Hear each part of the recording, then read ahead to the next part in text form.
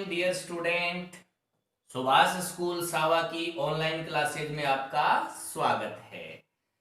Chemistry with Pawan Sharma YouTube channel के द्वारा हम आप तक ऑनलाइन क्लासेज, ऑनलाइन टॉपिक आप तक पहुंचा रहे हैं। इस चैनल को आप सब्सक्राइब करें और बेल आइकन को दबा दें ताकि जो भी आपको टॉपिक होगा, जो भी आपको सूचना होगी, वो आपको इस चैनल के माध्यम से पहुंचा दी जाएगी। आज हम जनरल ऑर्गेनिक केमिस्ट्री का ही टॉपिक पढ़ने जा रहे हैं और जनरल ऑर्गेनिक केमिस्ट्री के अंतर्गत हमने ऑर्गेनिक कंपाउंड के नोमेनकल्चर को पढ़ा था। पीछे वाली क्लास में हम इसकी एल्किल हैलाइड के बारे में पढ़ रहे थे, RX के बारे में। आज का हमारा जो टॉपिक है वो इसी से आगे निकल कर आएगा। जैसे अपने बात कर रहे थे, R के स्थान पर हम क्या ले सकते हैं, कोई भी एल्किल समूह ले सकते हैं, मेथिल, एथिल, कोई भी। तो उसके साथ में क्या जुड़ा हुआ था, X जुड़ा हुआ था। आज की क्लास में क्या है कि X तो होगा ही होगा, X में भी दो प्रकार के X होंगे, यानी हेलोजन है वो एक ही टाइप का न होकर दो टाइप के हेलोजन होंगे। कैसे? आज वाले टॉपिक का नाम है हमारा फ्रियोन। क्या नाम है? फ्रियोन। फ्रियोन क्या होते हैं कि कोई भी एल्केन है, उस एल्केन का क्लोरोफ्लोरो व्युत्पन्न फ्रियोन कहलाता है। यानी एल्केन के पॉलीक्लोरोफ्लोरो व्युत्पन्न, पॉलीक्लोरोफ्लोरो व्युत्पन्न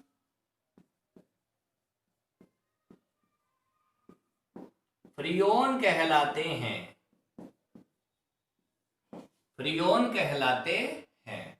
अब यहां पर एल्केन तो हम ले ही लेंगे और उसके हाइड्रोजन का हमें प्रतिस्थापन करना है, किसके द्वारा? क्लोरो और फ्लोरो के द्वारा। तो जो भी यौगिक बनेगा वो क्या कहलाएगा? फ्रियोन कहलाएगा। आज का हमारा जो टॉपिक है वो है फ्रियोन। और फ्रियोन जो होते हैं वो पॉलीक्लोरोफ्लोरो व्युत्पन्न होते हैं एल्केन से। तो हम बात करते हैं एल्केन की। जैसे हमने पहला एल्केन ले लिया मेथेन, तो यहां मेथेन की मैं संरचना ये बना रहा हूं, ये मेथेन है, ठीक है। ये एल्केन था और एल्केन में मैंने मेथेन लिया है। तो इसमें क्या करना है, हमें इस हाइड्रोजन का प्रतिस्थापन करवाना है X के द्वारा, और X भी कौन सा? क्लोरीन या फ्लोरीन। तो सपोज कीजिए मैंने क्या ले लिया? क्लोरीन ले लिया, ठीक है। अब इस एक हाइड्रोजन का भी प्रतिस्थापन मुझे किसके द्वारा करवाना है? फ्लोरीन के द्वारा करवाना है। कम से कम आपको एक क्लोरीन और एक फ्लोरीन लेना ही लेना है, और हाइड्रोजन का प्रतिस्थापन जब इनके द्वारा करवा दिया जाता है तो बनने वाले यौगिक क्या कहलाते हैं? फ्रियोन कहलाते हैं। क्या कहलाते हैं? फ्रियोन कहलाते हैं। तो ये वाला क्या बन गया? फ्रियोन बन गया। कैसे कि ये एल्केन का कार्बन हो गया, इसके साथ क्लोरीन भी है और इसके साथ फ्लोरीन भी है, ठीक है। अगर हम चाहें तो इसके हाइड्रोजन को क्लोरीन के द्वारा हटा दें, इसके हाइड्रोजन को भी क्लोरीन के द्वारा हटा दें, तो ये भी क्या है? ये एल्केन का कार्बन है और जो हाइड्रोजन थे उनको हमने हटा दिया। कम से कम एक फ्लोरीन और एक क्लोरीन तो लेना ही लेना है, और बनने वाले यौगिक क्या कहलाते हैं? फ्रियोन कहलाते हैं। हमने कोई भी फ्रियोन बनाया तो फ्रियोन बनाने के बाद में कितने कार्बन है, कितने हाइड्रोजन है, कितने फ्लोरीन है, उसके आधार पर फ्रियोन का नाम रखा जाता है। तो फ्रियोन का नाम रखने के लिए ट्रिक क्या है, ध्यान क्या रखना है? फ्रियोन का नाम इस प्रकार से 3 अंकों में लिखते हैं, ठीक है। यहां पर ये जो X है वह कार्बन की संख्या के आधार पर रखा जाता है। यानी कार्बन की संख्या जितनी है उससे एक कम, यानी जितने कार्बन की संख्या होगी उससे आपको एक कम कार्बन की संख्या मानकर यहां x की वैल्यू रखनी है। x बराबर क्या होगा, कार्बन की संख्या, और वह भी कौन सी, जितनी है ना उससे एक कम। y बराबर क्या होगा, हाइड्रोजन की संख्या होगी, हाइड्रोजन की संख्या, और जितनी है ना उससे एक अधिक, यानी हाइड्रोजन एक है ना तो आपको कितना रखना है, यहां पर मान 2 रखना है, एक ज्यादा रखना है। ठीक है, और Z बराबर क्या है, फ्लोरीन की संख्या,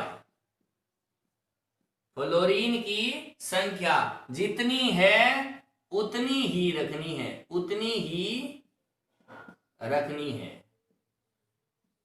मतलब अगर फ्लोरीन की संख्या 2 है तो आपको कितना रखना है, मान 2 ही रखना है। ठीक है, एक बार मैं दोबारा रिपीट कर रहा हूं, कार्बन की संख्या जितनी होगी, सपोज कीजिए 2 कार्बन है, तो आपको उससे एक कम, यानी 2 का कम कितना हुआ, 1, यानी x का मान यहां कितना रखना है, 1 रखना है। ठीक है, इसी प्रकार हाइड्रोजन की संख्या जैसे मान लो 5 है तो आपको एक ज्यादा रखनी है, यानी 5 से एक ज्यादा कितनी, 6।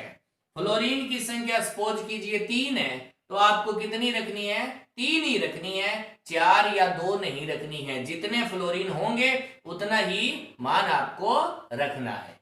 ठीक है, अब इसको अपने एग्जाम्पल के द्वारा समझते हैं।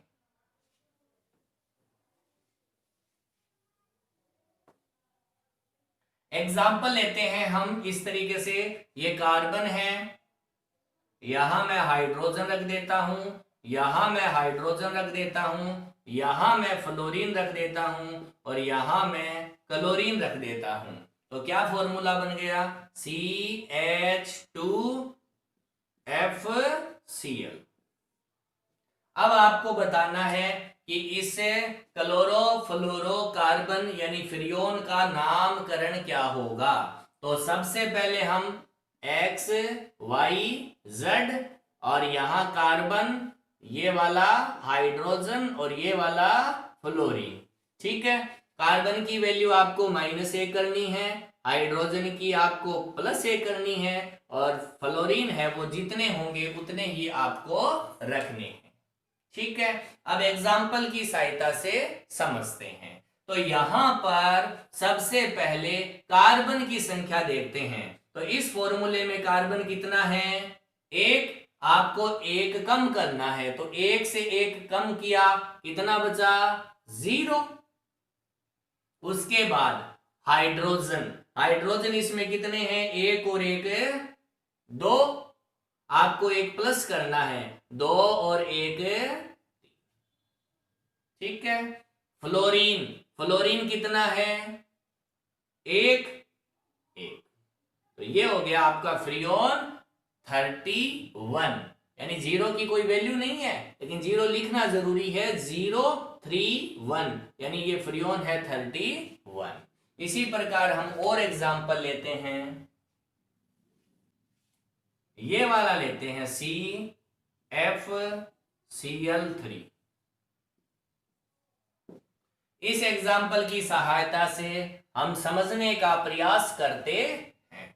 अब देखिए कि सबसे पहले आपको x का मान रखना है। x का मान क्या है, कार्बन के आधार पे, और कार्बन यहां पर कितना है, 1, और कार्बन जितने होंगे उससे कम करके लिखना है। तो यहां कार्बन 1 है तो कम किया, कितना हुआ, 0। y की वैल्यू हाइड्रोजन के आधार पे, और हाइड्रोजन का मान +1, तो यहां पर कितने हाइड्रोजन है, कुछ नहीं है, तो आप 1 जोड़ देते हैं, 1। ठीक है, अब z की वैल्यू f के आधार पे, और f कितना है, 1, और f जितना होगा उतना ही लिखना है, तो ये हो जाएगा आपका 1। तो ये हो जाएगा आपका फ्रीऑन कौन सा, 011 यानी 11, फ्रीऑन 11, फ्रीऑन 11। ठीक है, इसी प्रकार अपने और भी एग्जाम्पल समझ। अब हम कुछ और एग्जाम्पल लेकर आपके सामने आ रहे हैं। जैसे कि आपके सामने ये है एग्जाम्पल CFCl3। ये अभी हमने पढ़ा था, दोबारा रिपीट कर रहा हूं मैं। इसमें सबसे पहले आपको क्या देखना है, x की वैल्यू देखनी है, और x की वैल्यू कार्बन के आधार पे, और कार्बन के आधार पर भी कितना, एक कम। तो यहाँ कार्बन कितना है, एक का कम क्या हुआ, एक, 0, ये 0। y की वैल्यू हाइड्रोजन की वैल्यू, हाइड्रोजन कितना है, नहीं है, तो आपको एक जोड़ना है, ये आपने एक जोड़ दिया। उसके बाद में z की वैल्यू, f की वैल्यू, f कितना है, एक, और जितना है उतना ही लिखना है, तो यहां कितना आ जाएगा, 1, 0 1 1 यानी 0 1। इसी प्रकार ये वाला एग्जाम्पल है आपके लिए, करके देखो। यहां पर x की वैल्यू, कार्बन की वैल्यू एक, और एक से एक कम किया, 0। उसके बाद y की वैल्यू, हाइड्रोजन की वैल्यू, हाइड्रोजन कितना है, कुछ नहीं है, तो आप एक जोड़ देंगे। उसके बाद z की वैल्यू, फ्लोरीन की वैल्यू, और फ्लोरीन कितना है, 2, और जितना होगा उतना ही लिखना है, 2। तो ये हो जाएगा 0 1। ठीक है, उसके बाद इसमें देखते हैं x की वैल्यू, कार्बन की वैल्यू, और कार्बन की वैल्यू यहां 2 है, आपको एक कम करके लिखना है, तो यहां कितना आएगा, 1। उसके बाद y की वैल्यू, h की वैल्यू, h कितना है, कुछ नहीं है, एक जोड़कर। ठीक है, उसी प्रकार z की वैल्यू, फ्लोरीन की वैल्यू, फ्लोरीन कितना है, 4, कितना हो गया, 1 1 4। ठीक है, अब आपके लिए कुछ एग्जाम्पल लेके आ रहा हूं, जिसका नामकरण आप करेंगे। ठीक है,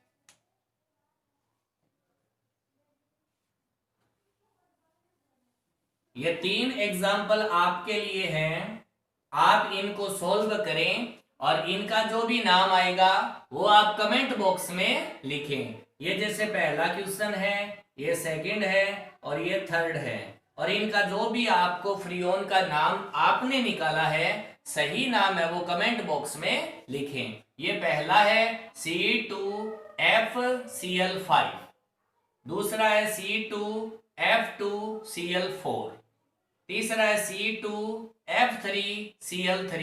इन तीनों ही एग्जाम्पल के जो भी नाम होंगे वो आपको कमेंट बॉक्स में लिखना है। देखते हैं कितने बच्चे सही कमेंट बॉक्स में इसका सही आंसर लिखते हैं।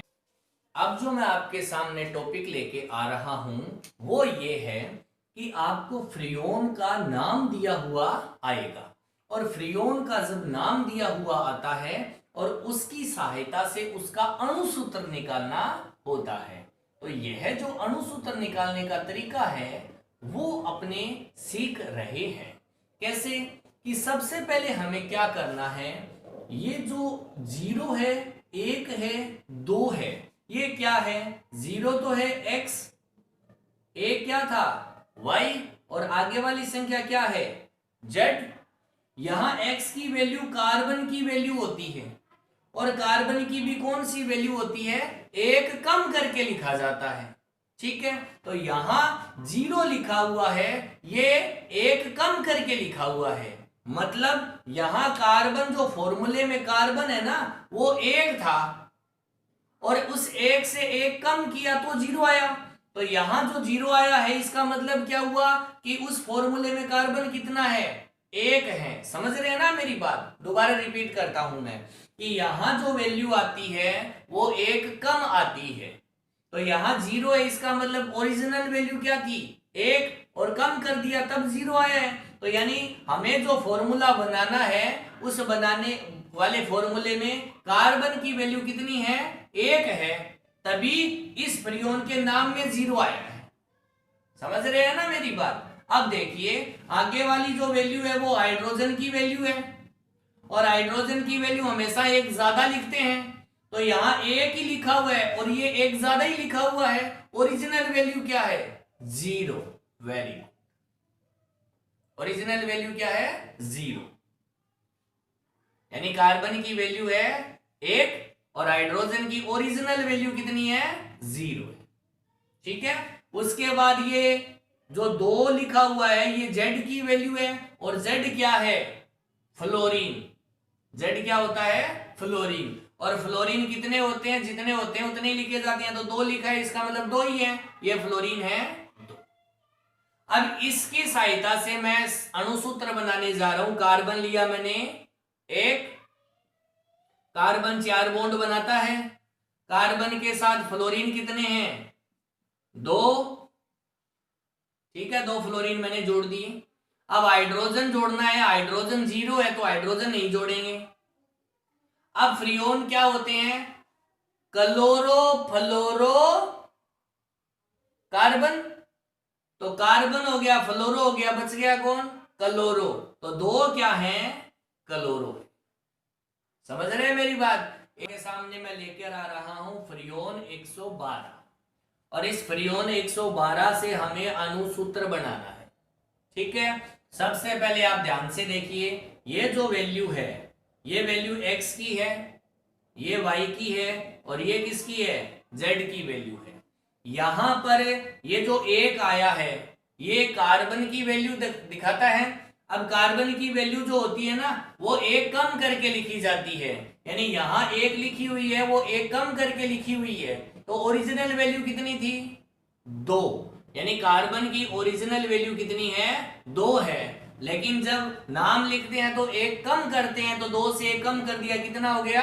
1। यानी फॉर्मूले में कार्बन कितना है? 2 है। अब बात करते हैं y यानी हाइड्रोजन की वैल्यू। हाइड्रोजन की वैल्यू 1 ज्यादा लिखी जाती है, तो ये वाली जो वैल्यू है वो हाइड्रोजन की वैल्यू है 1 ज्यादा लिखी हुई है, मतलब 1 तो है लिखी हुई। ओरिजिनल वैल्यू कितनी थी तब 1 आएगी? 0 थी, तभी तो 1 ज्यादा लिखेंगे, तो 0 है हाइड्रोजन की वैल्यू। समझ रहे हैं ना मेरी बात। अब ये वाली फ्लोरीन Z के हिसाब से फ्लोरीन था, तो Z की वैल्यू फ्लोरीन की वैल्यू है, और कितना लिखा हुआ है? 2। फ्लोरीन जितने होते हैं उतने ही लिखे जाते हैं, फ्लोरीन कितने हैं? 2। अब इसकी सहायता से मैं बनाने जा रहा हूं अणुसूत्र। कार्बन 2 है तो आपको कार्बन 2 लेने हैं, और कार्बन कार्बन के बीच सिंगल बॉन्ड दिखाना है। अब कार्बन 4 बॉन्ड बनाते हैं तो इसके 3 बॉन्ड रह गए और इसके भी 3 बॉन्ड रहे। अब ये कहता है फ्लोरीन कितने हैं? 2। आपकी मर्जी है एक साथ जोड़ दो या अलग अलग जोड़ दो, आपने फ्लोरीन जोड़ दिया एक साथ। ठीक है, अब हाइड्रोजन तो है ही नहीं, तो तीसरी चीज क्या होगी? क्लोरो फ्लोरो कार्बन। फ्रियोन क्या होते हैं? क्लोरो फ्लोरो कार्बन। आपके पास क्या क्या वैल्यू आ गई? कार्बन आ गया, फ्लोरो आ गया, बच गया कौन? क्लोरो। तो जितने रह गए वो क्या है? क्लोरो। तो इस फ्रियोन 112 का फॉर्मूला अणुसूत्र क्या होगा? C2F2 और Cl4। ठीक है, इस प्रकार से हम इनका कर सकते हैं। ओके।